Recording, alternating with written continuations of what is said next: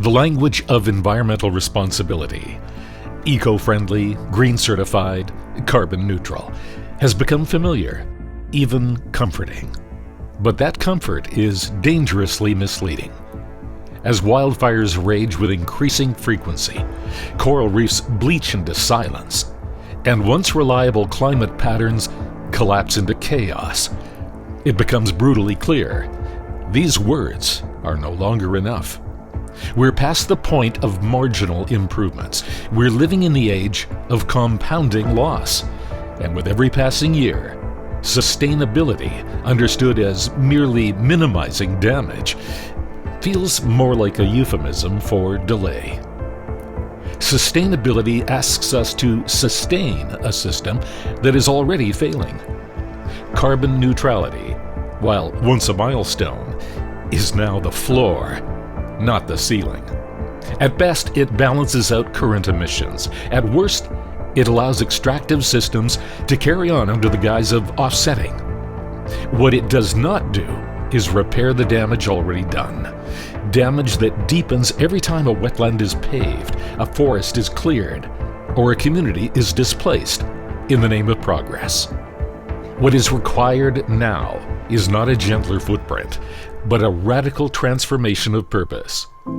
Hospitality, and indeed all development, must shift from reducing harm to actively improving the conditions of life. This is the essence of regeneration. Restoring what has been degraded, reweaving what has been fragmented, and giving back more than we can take. It's not a trend. It's an ethical, ecological, and economic necessity. The urgency is not abstract. It's measurable. According to the Intergovernmental Panel on Climate Change, IPCC, even if we cut emissions dramatically today, we must still draw down carbon at an unprecedented scale to avoid surpassing critical planetary thresholds. Simultaneously, we're losing biodiversity at a rate unmatched in human history. Ecosystem collapse is no longer a risk. It's a reality in many parts of the world. In this context, building green is not enough. We must build in ways that heal. This is where regenerative hospitality finds its purpose. Hotels and resorts are more than passive spaces of relaxation. They're powerful platforms for transformation.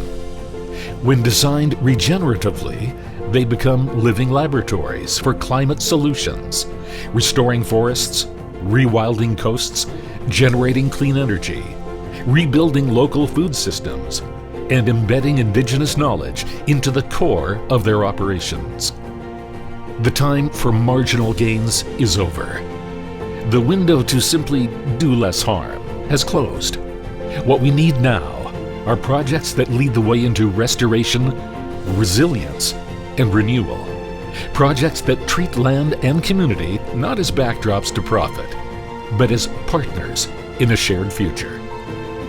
The hospitality sector has a choice: continue with the status quo of compliance and decline, or rise to the occasion as a force for planetary repair. There's no neutral ground anymore.